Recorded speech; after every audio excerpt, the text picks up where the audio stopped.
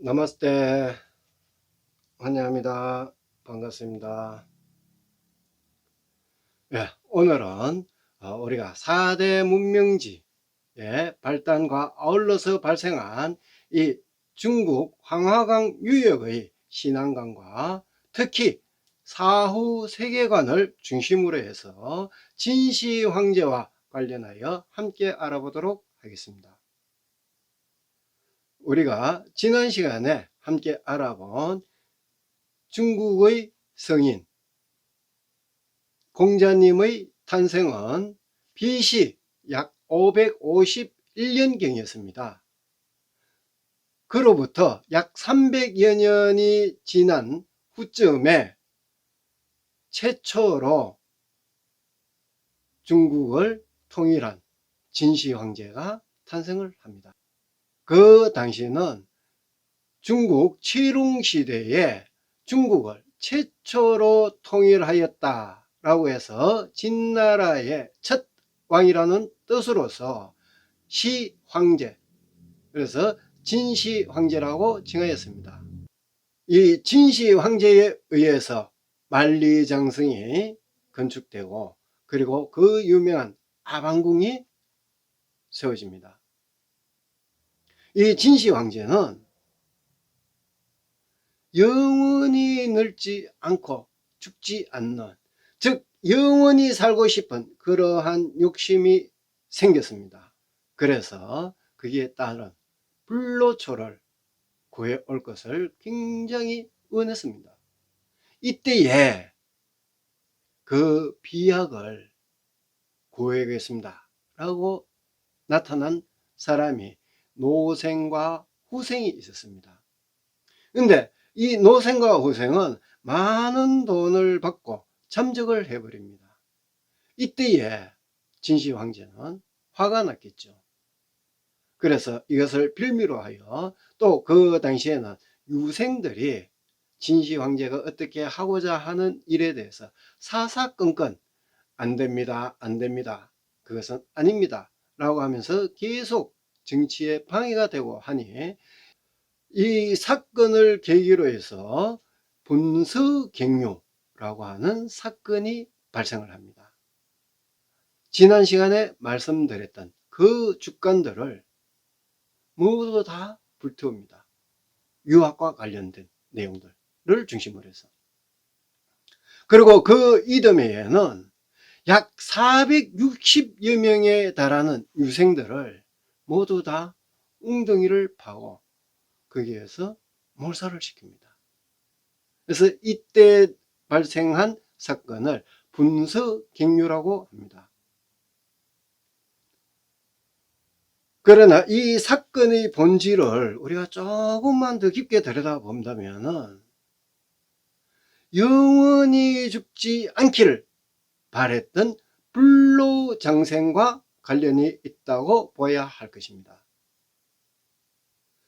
제가 이 진시 황제에 관한 책을 제일 처음에 봤던 때가 고등학교 2학년 때였던 것으로 기억을 합니다. 그때에 이 책 안에 기록이 되어 있던 불로초는 그렇다면 과연 무엇일까? 여기에 대한 의문을 가졌습니다.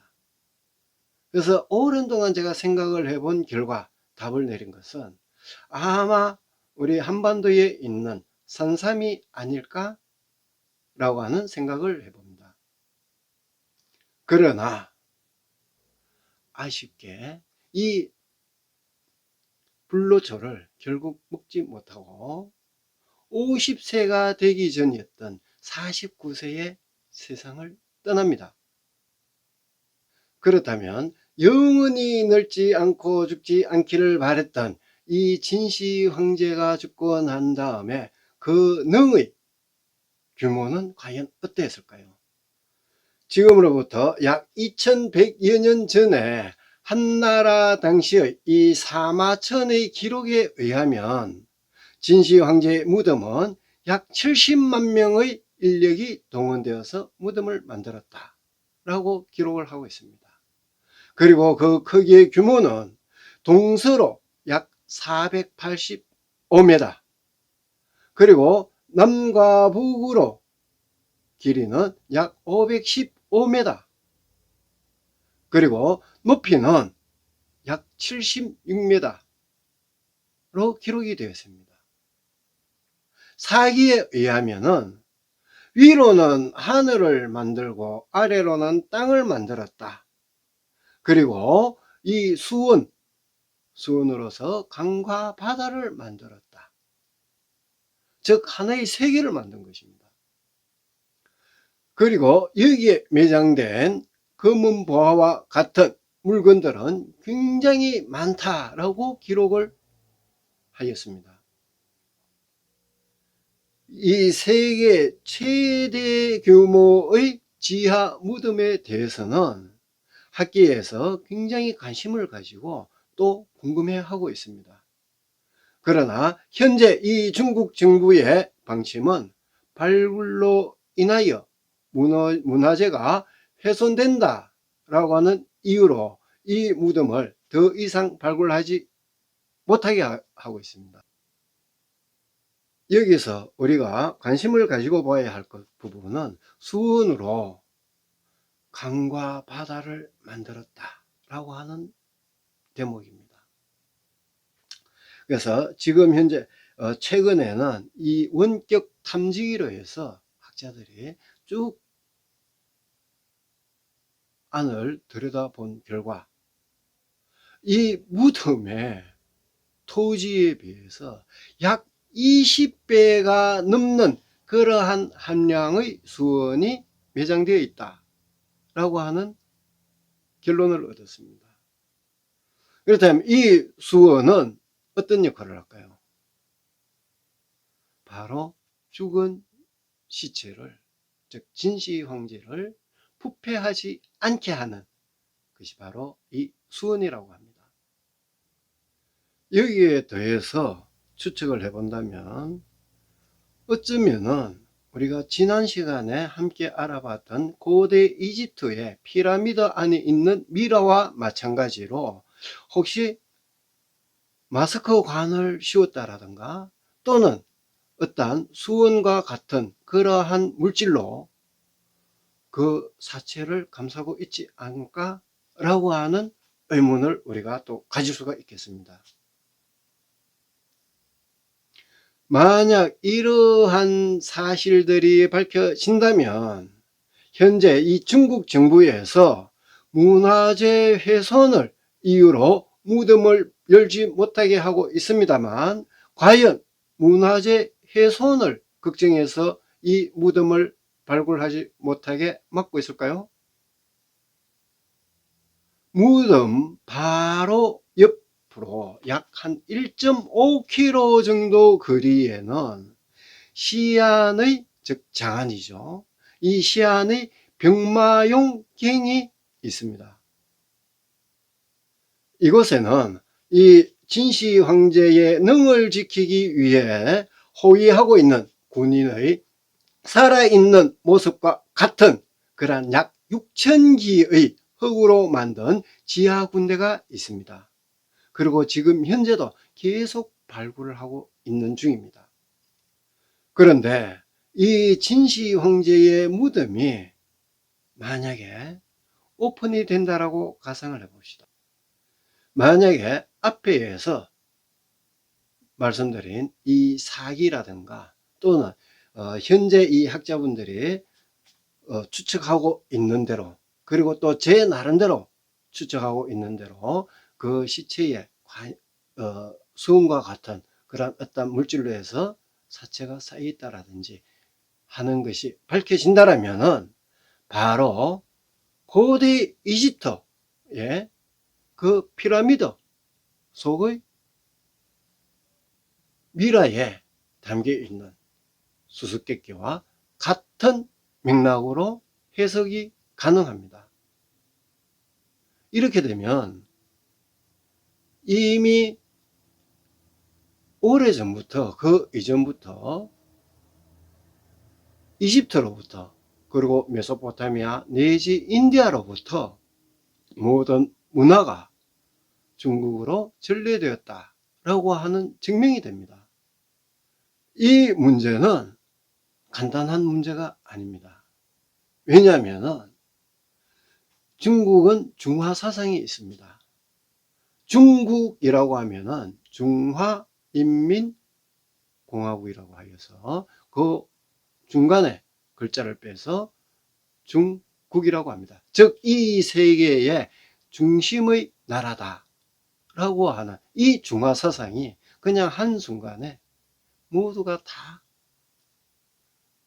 역설이 되는, 이렇게 역사 속에 있는 문화를 참고로 한다면 사후 세계관은 한 곳에 머물러 있지 않고 고대 이집트로부터 출발하여서 전래가 이미 되었는 상태였고, 이것은 오늘날까지 우리가 믿고 있는 그러한 사후 세계관이 되는 것입니다. 이렇게 춘추전국시대 영원히 죽지 않고 부활을 할 것이다 라고 하는 이러한 생각을 진시황제 당시에도 있었지만, 그러나 진시황제가 죽고 아쉽게 4년 뒤에 진나라는 멸망을 합니다. 여기에서 우리가 또 부처님 말씀을 예로 들 수가 있는 부분이, 이 세상에 영원한 것은 없다 라고 하는 이 논증이 바로 접목이 되는 그러한 대목이기도 합니다.